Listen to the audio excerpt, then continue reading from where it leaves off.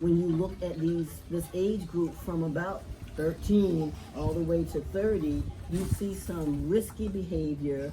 You see behavior that is not, when you look at it, well thought out. Because we're talking about the frontal lobe of the brain where decision making happens. Yeah. And we understand that if it's not developed as we used to think it is, then it begins to answer questions about why these people in this period have such a roller coaster life. And stick a pin with that.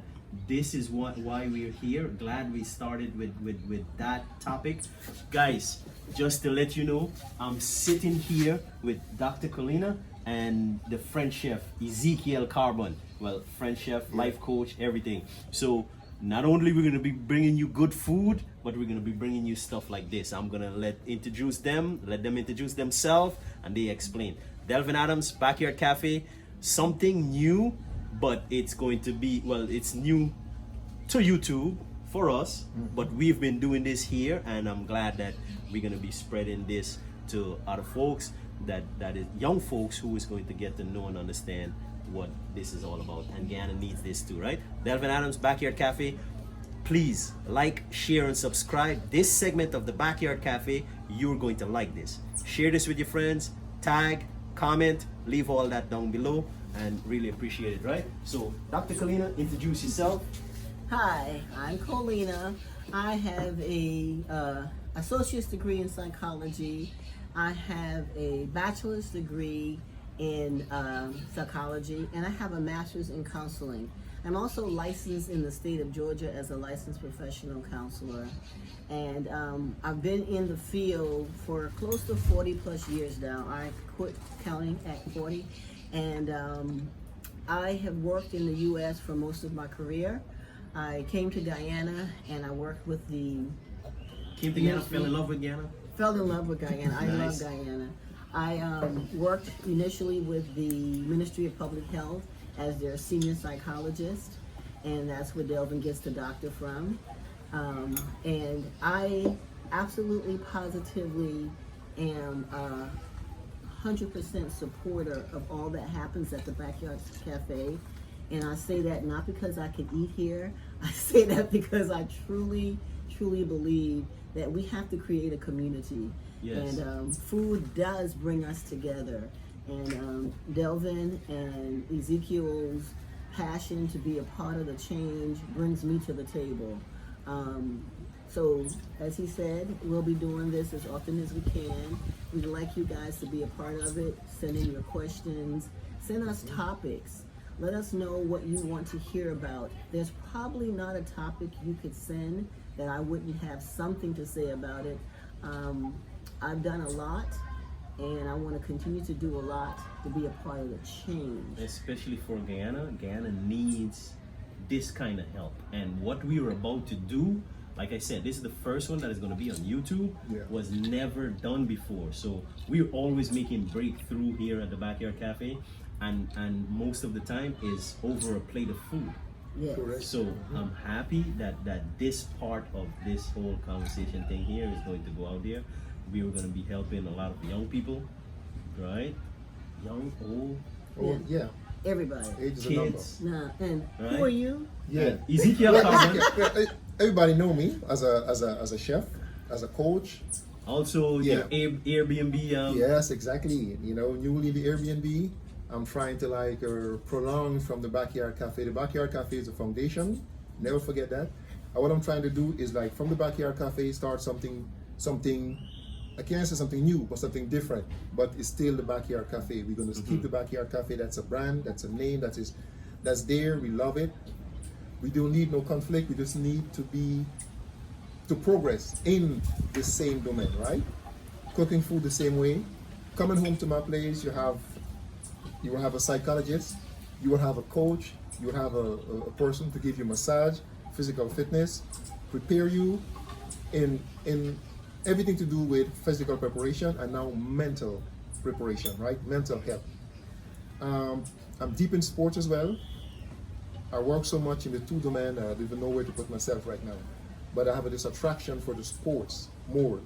But I still need to have for my non-profit organization, which is EESA, Ezekiel Elite Sports Academy.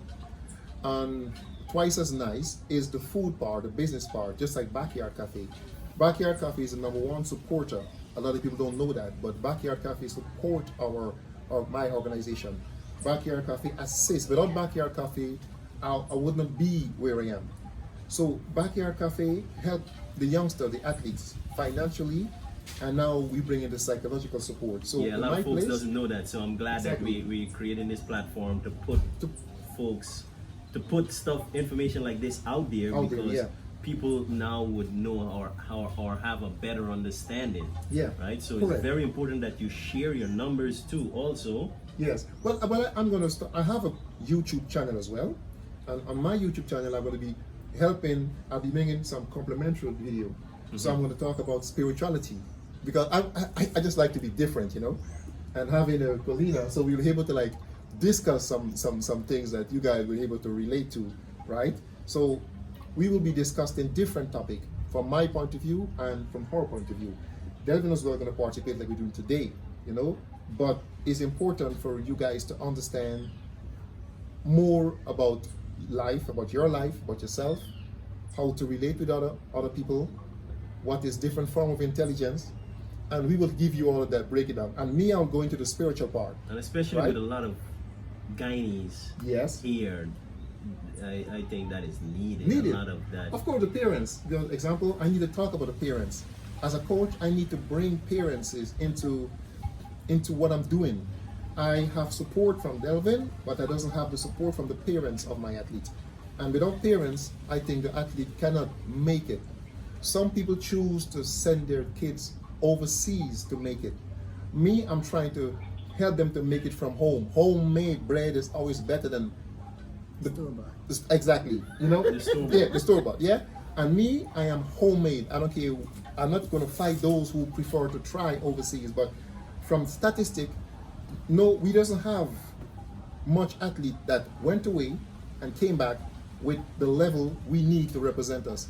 So I will try to do it now from home. I want to do it from home. I want to make it from home, and I have support from different person, and we're going to work. So basically, we starting here with this video. Then I'm going to also orientate you to my channel and with Calina with our conversation, and then we're going to make it sometime like this in a three-way conversation, so you guys will be able, like Calina said, ask question, don't hesitate, ask Yes, question. leave it in the comments Exactly. there so we can get this started. You like this segment, we can do it again, right? We can have one of this at least once a week, right? So this all depends on you.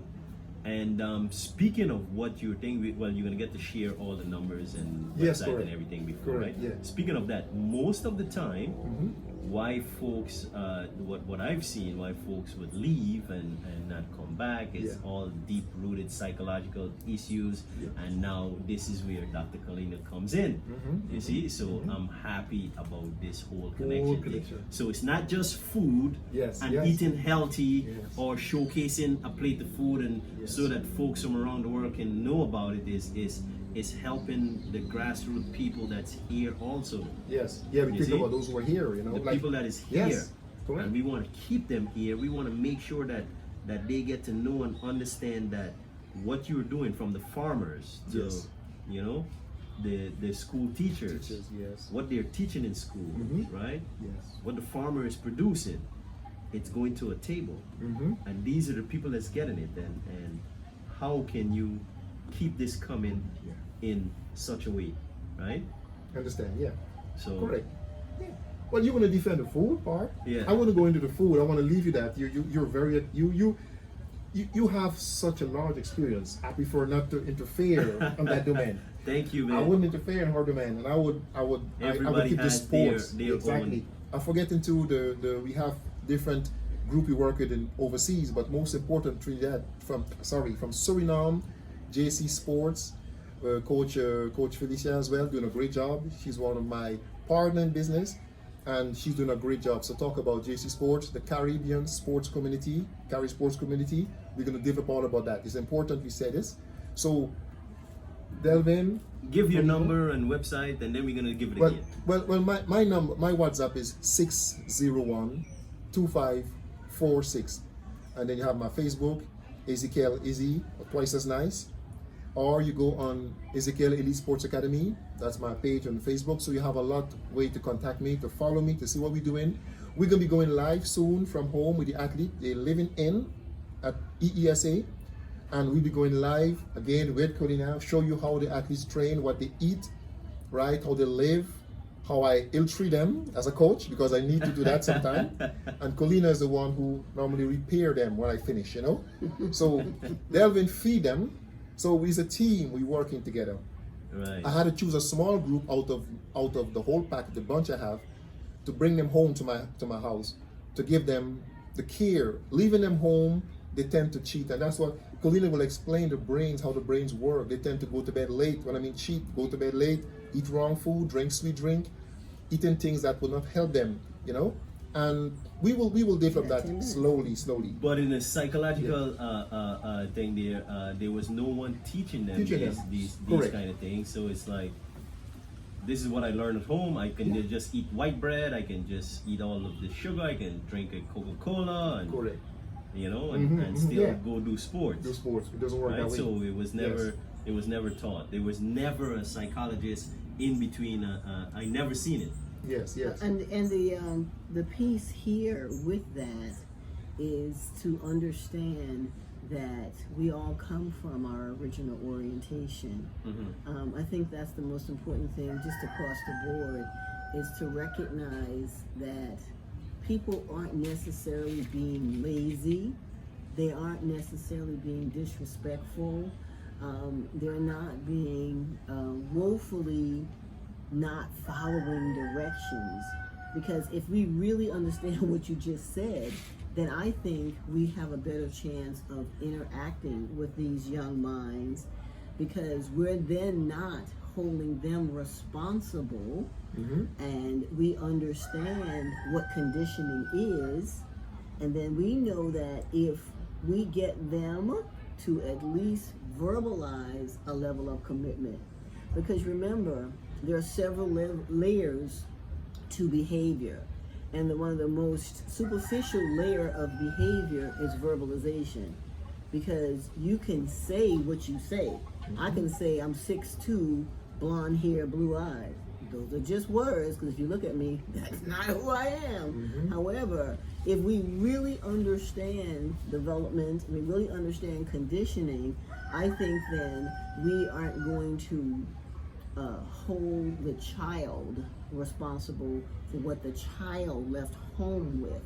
And oftentimes we have to start off with helping them understand that this is who they are and this is why who they are.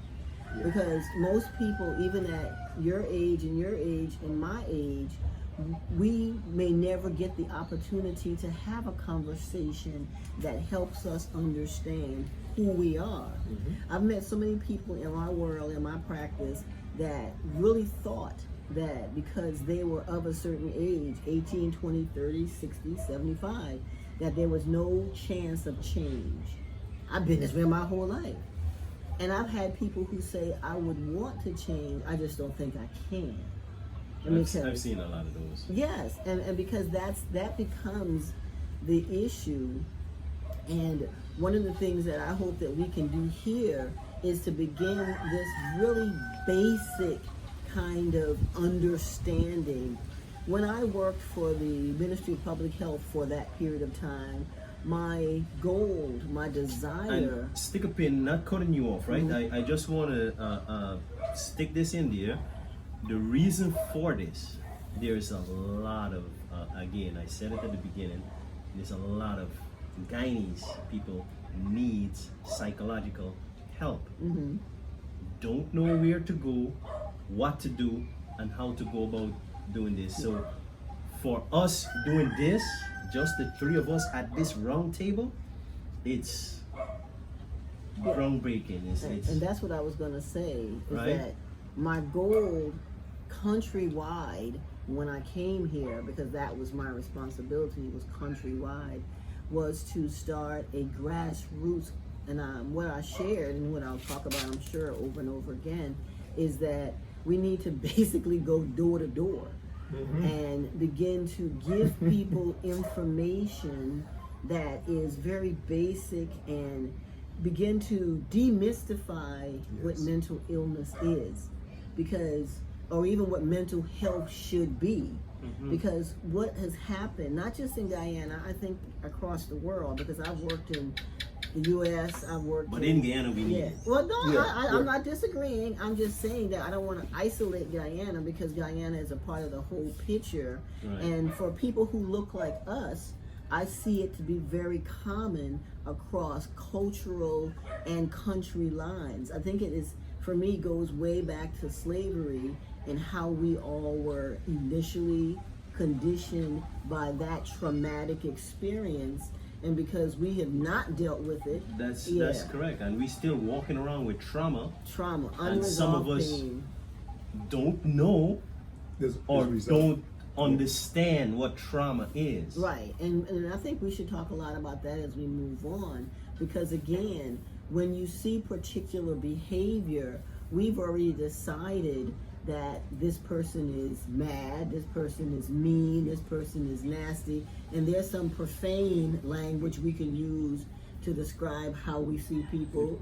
You know, I can use a couple of acronyms like MF, and we know what that means, and all of these terms. MF? Yes, I can say that. What does it mean? And then, and then when we think about it, you know, we are very comfortable. And one of the things that I think is the most important for me to say here is that because this work is as specific as it is, and because it seems like it's easy, a lot of people think that they can do it. I've heard people tell me, well, Calina, all you do for a living is talk. Whoa. I wish it was just that.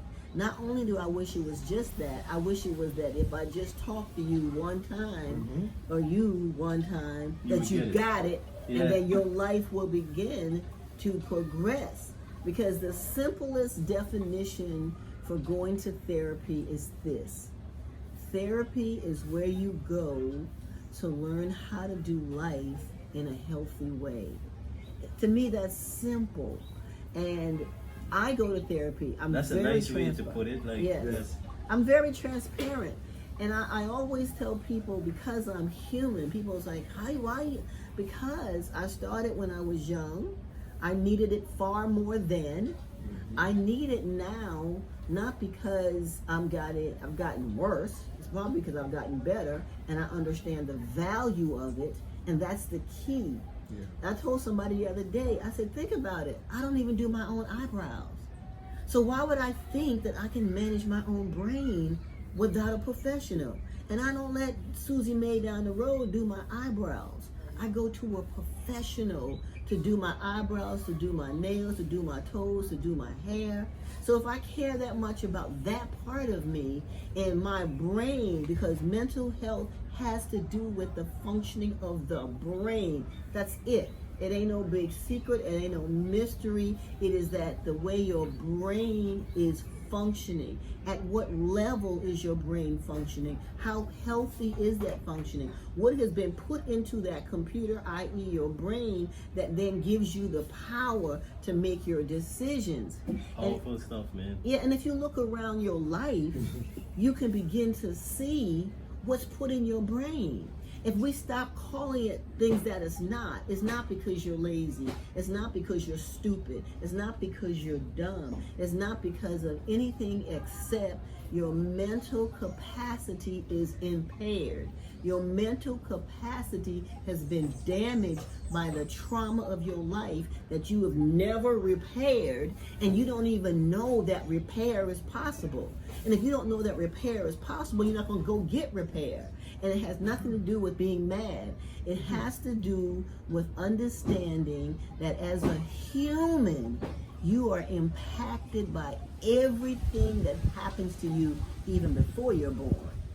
Just wanted to say, what you gotta know, we are damaged first. That's what we're talking about, yes. Yeah. Yeah. And that's why we're Must doing know and this. understand. And That's that's why we're why doing we're this. here. Because Yeah. if we don't have these kinds of conversations, Correct. then we won't never get the message, message out. out there. In And that's Ghana, our there's no whole place purpose. to To go. go for that. But people, they pray. So now people that- pray. Don't go People pray for you. Don't go there.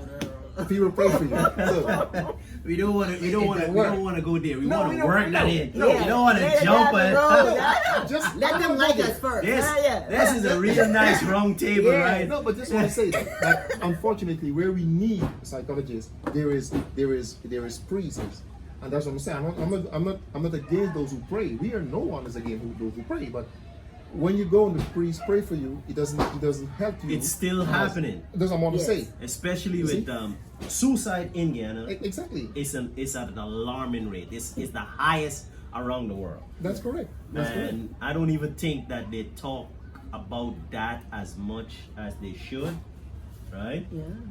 There's no one to go to talk about that, and forget about all the other things that affect someone to even say, hey, you know what, I don't even want to be here no more. Yeah. Right. And There's no place to go to talk to somebody that would listen when to I you. came in 2016, that was the main reason, was to deal with the suicide rate. And as I sit and I met with all of the people in the ministry, what I said to them was, we can't really, it won't be very beneficial for us to jump in with that. I said, because no one's going to talk to us. Yeah. People don't talk to strangers. And that's why I said my initial initiative was to do that door to door, and kind of sort of like what we are attempting to do here now. We want people to get to know us. I beg to differ. I think we don't listen as much, because some of the things you don't speak it with words. You know, you look at someone's action.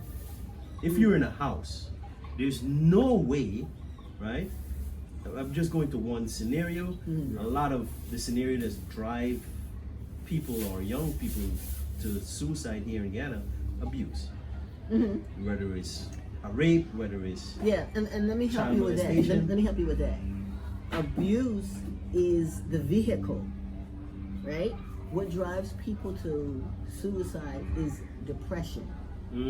You see, because depression is the mental health diagnosis. And so if you're in an abusive situation, then you can trigger depression. And that's what I talked about before when I say we have to begin to understand it and not just use the label, because everybody that is abused doesn't commit suicide. Everybody that's molested doesn't commit suicide. Yes. So we have to begin to understand developmentally what is the difference. And everybody who has depression doesn't commit suicide. However, I'd be hard pressed to find someone who actually completed suicide that was not depressed. Because clinical depression has to do with the chemical balance in the brain. And when that balance gets to a low enough degree, individually low, because what's low for you, what's low for me, what's low for you is different, right? Our brain chemistry and our brain wiring is as individual as our fingerprints. yes. And so when you begin to understand that if you have clinical depression and if you're in an unhealthy situation, it could trigger your brain to stop producing serotonin, epinephrine, and dopamine. Those are the three main hormones that I call the feel-good hormones. And when those hormones starts to decrease, you get to a level where you don't have enough gas, if you will, to push you to the next second. And because I've been suicidal before, I'm speaking from experience. What your brain starts saying to you is that you don't need to be here. If you were to just go to sleep, all of this is going to be okay. So what I had is what we call suicidal ideations. That means that I was depressed enough to consider it and not depressed enough to complete it. See, all of this, I had no idea. In my head, suicidal and the action. Definitely. And In my head, that's what I thought. And I've talked to several people. But could you repeat that for me? In the hospital. Suicidal is. Okay, let me say this. Yeah. I've talked to several people in the hospital who attempted suicide and didn't die. Now that's a conversation you want to have. No, you.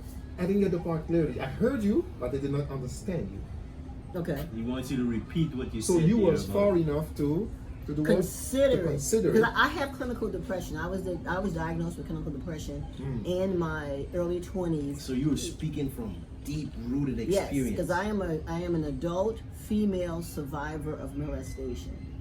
And I believe professionally and personally that early life trauma, I was 7, 8, 9, however long it went on, I believe that early life trauma changes the trajectory of your brain.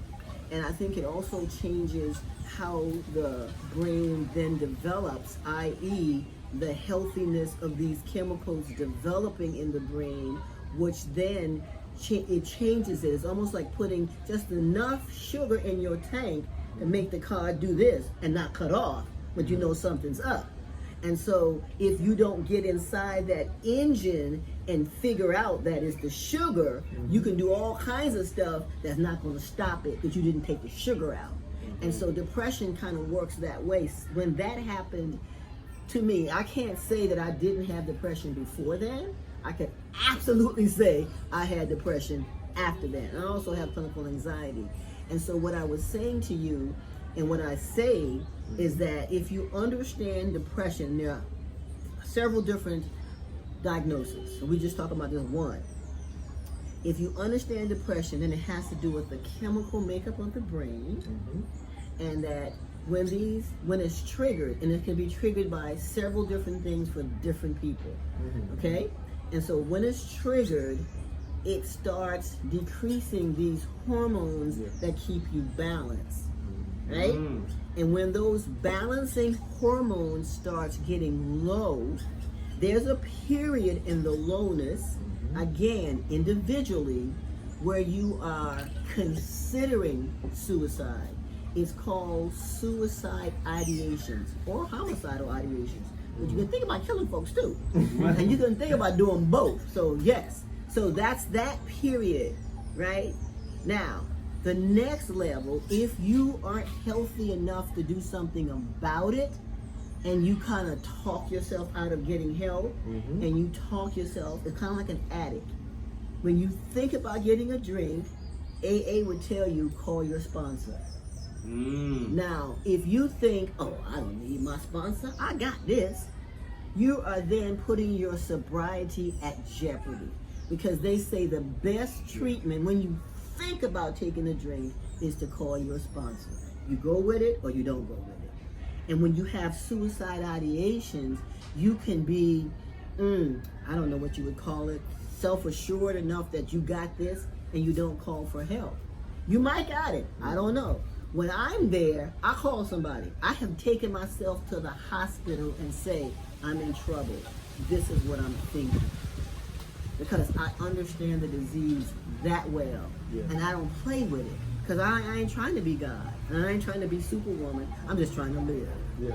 And so, if you don't get help, and you aren't going on the increase, and you are actually going on the decrease, you will get to a period where the chemicals are so low, you can't go back.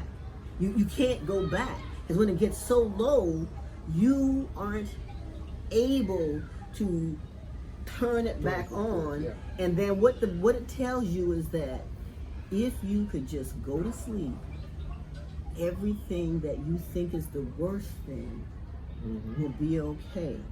And to answer someone's questions before I even get someone to ask me this question, because I've been asked it so many times before, is why do they kill the children too? And the reason why people kill their children is because once they get to that point where the chemicals are so low and they can't switch that brain back to okayness, they are not going to leave their children, a husband, whoever's in the house, granny, they're not going to leave them in this horrible world. So in their mind, they're doing a service because that brain is so distorted Damn. that it makes perfect sense that I'm taking you out of this horrible world. So they kill everybody, then they kill themselves. Wow. How did you deal with your trauma? How did you went from that to Dr. Calina, who is actually helping people get over their childhood trauma to become successful? Yeah, that's a tremendous answer. So let me see if I can find a way to give it to you in a short period of time, and we'll talk about it again, and we'll bring pieces that's why together. we're here. Yeah, the easiest way is that for me, I had no idea what happened, and in my work and talking to people, most people at that age don't have words for it. So I didn't know what happened. I had all of the textbook symptoms of depression and anxiety. Like I had a ritual as a child and as a young teenager of just getting out of my bedroom. I had to go through a series of behaviors that my brain had developed to bring me to a point to step out the bedroom. I had another ritual that I had to go through in order to get into a car. None of this was talked about. It came from my brain and to my consciousness. And at some point in my childhood, my mother started asking me, why are you always doing that? That is so annoying. And I would share that, but I don't want to do that because it was a physical thing that I had to do. And I would say to her, because it makes me feel better. And she said, well, it sure needs something you need to stop doing. And so then I started hiding it because it definitely made me feel better. And I couldn't move without it. Like some people, they gotta wash their hands 5 times. They gotta walk around in a circle this way and turn around and walk away that way. Whatever the ritual is, it is the evidence of what the brain has created to keep you alive. So in 9th grade, I think you guys call it first form here, I had the opportunity to take a psychology class. I read the little script because I didn't know what psychology was. And the reason why I took the class was because the script said it'll help you understand this and this and this. And I was like, okay, that sounds like something I want to know. I couldn't even spell the word because it doesn't look like what it sounds like when you pronounce it and spell it. And so I took that class. Now for me, that was God. Okay, we talk about that later. All right. And in that class, I was 12. I was 12, 13, somewhere in there, and it gave me a word. That was your safe space. It gave me, it wasn't even safe because I didn't know I needed to be safe. I didn't even know what safe was. Safe from what? Because I didn't know what happened. What are you talking about? I don't even know what that was. So, safe for me was when my abuser came back to babysit with us.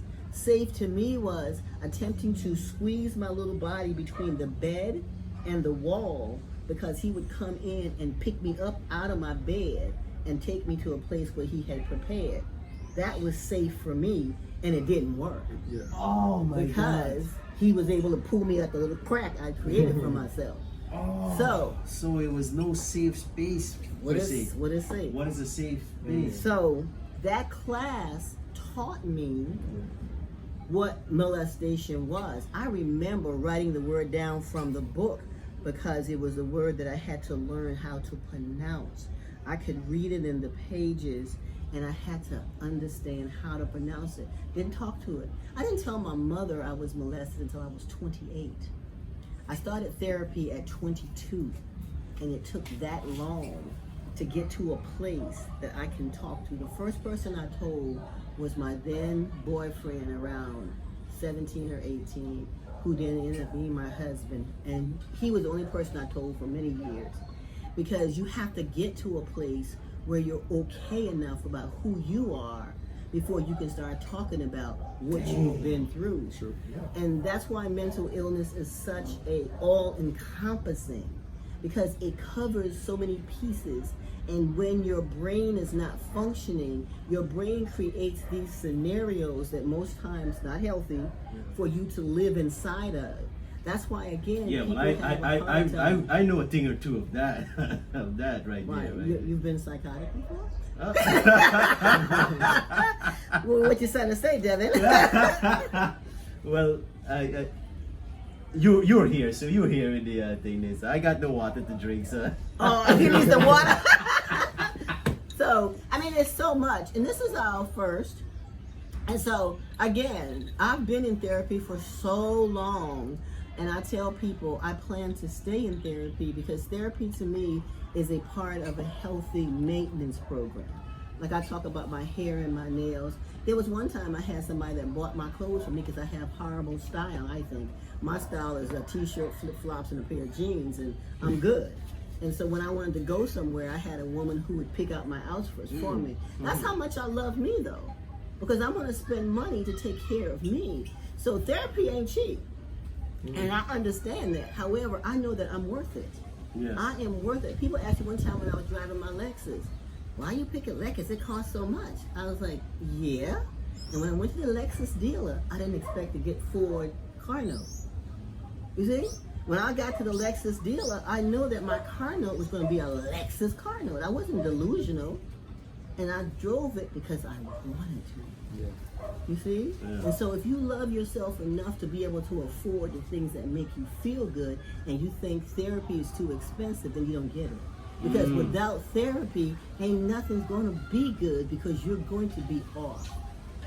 I promise. And being off is not the place Doctor, you want to could be. you share your number, website, whatever you have, so folks can get in contact with you? Yeah, the website is in construction. The website is in construction. Could you share your number? 670 How can they get in contact with you? 7830. This is Guyana, right? Go ahead. 670-7830. That is 592, the area code.